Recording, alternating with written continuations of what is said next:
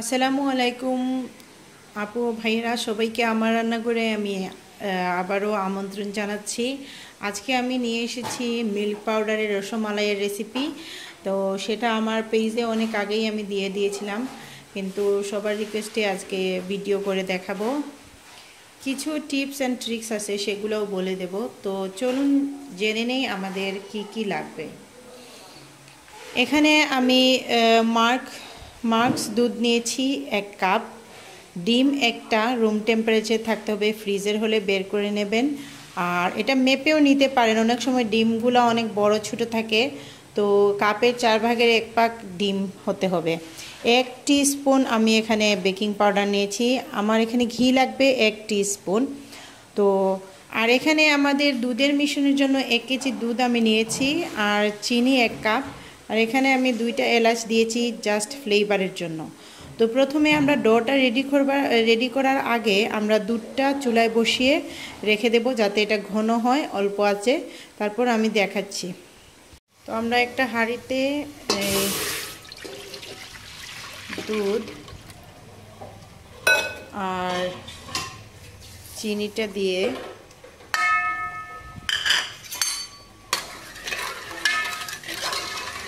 এটা আমরা চুলায় রেখে দেব। ডোটা রেডি হতে হতে আমাদের দুধটা যেন গরম হয়ে যায়, সেজন্য আমরা চুলার উপর রেখে দেব, আর মাঝে মাঝে নেড়ে দেব যাতে তলায় না ধরে।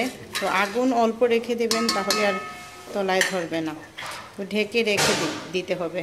ওইদিকে আমাদের চুলাতে আমরা বসিয়ে দিয়েছি দুধটা। এখন আমরা আমাদের রসমালাইয়ের যে ডোটা রেডি করব, সেই জন্য আমাদের প্রথমে চেলে নিতে হবে দুধ আর বেকিং পাউডার।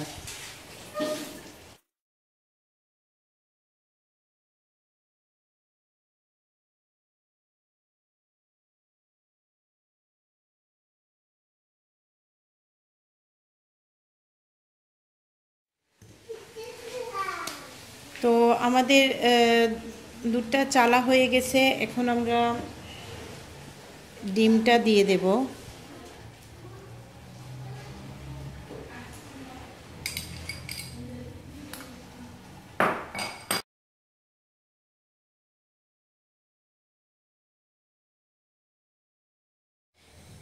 এখন আমি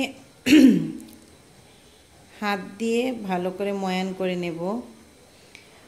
কোনো ভয় পাওয়ার দরকার নেই, এটা অনেকটা স্টিকি, তাই আপনারা ভুল করবেন না, এটাতে কখনো আর মিল্ক অ্যাড করতে যাবেন না। অনেকে মনে করবে যে এটা স্টিকি, অল্প দুধ দিয়ে দেই, এইটাই হচ্ছে গিয়ে আমাদের মিস্টেকটা। কখনো মিল্ক পাউডার অ্যাড করতে যাবেন না, যতই স্টিকি হোক না কেন কখনো মিল্ক পাউডার অ্যাড করতে যাবেন না, কারণ যতই সময় হবে আপনার এটা স্টিকি ভাবটা দূর হয়ে যাবে। তো আমি এখানে ঘি দিয়ে দিলাম।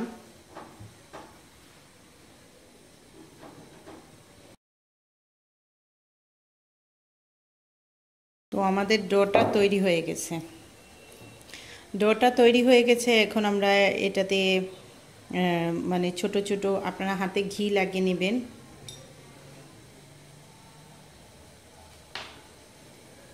হাতের তালুতে অবশ্যই হাত ভালো করে ধুয়ে নেবেন।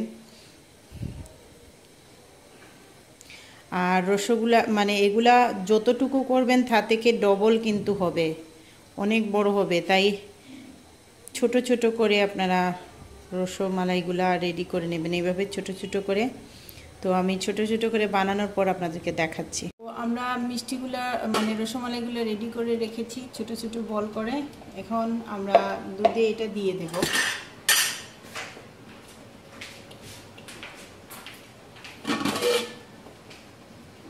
দুধটা ফুটে উঠেছে কিনা সেদিকে খেয়াল রাখতে হবে।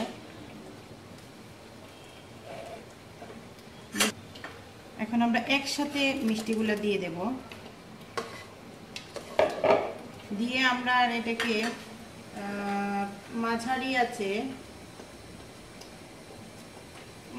আছে ঢেকে রেখে দেব। এইভাবে মাঝারি আছে আমরা ঢেকে রেখে দেব। তারপর আপনাদেরকে 15 মিনিট পর আমি দেখাচ্ছি। তো আপুরা আমি গ্লাসের ঢাকনাটা লাগিয়ে দিয়েছিলাম, এটাতে দেখতে সুবিধা হয় দুধ উতলে পড়তেছে কিনা।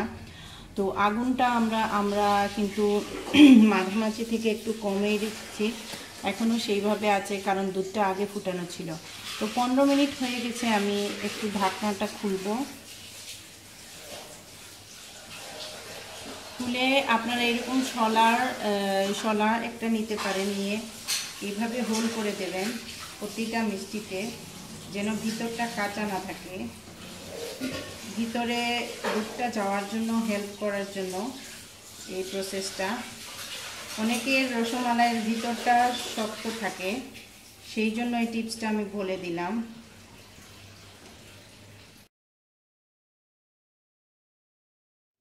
তো এইভাবে খোঁচানোর পর আমরা আবার ঢেকে দেব, এটা 15 মিনিটের জন্য। আমরা আগের নিয়মেই আমরা এটা ঢেকে রেখে দেব।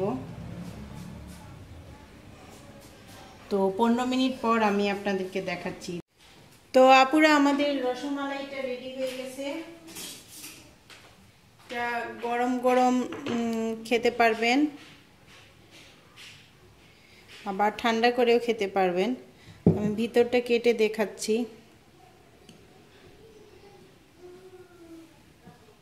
দেখুন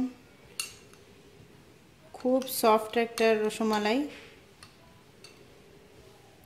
আশা করি আপনাদের হেল্প হয়েছে, আমাকে জানাবেন কেমন হলো। আল্লাহ হাফেজ।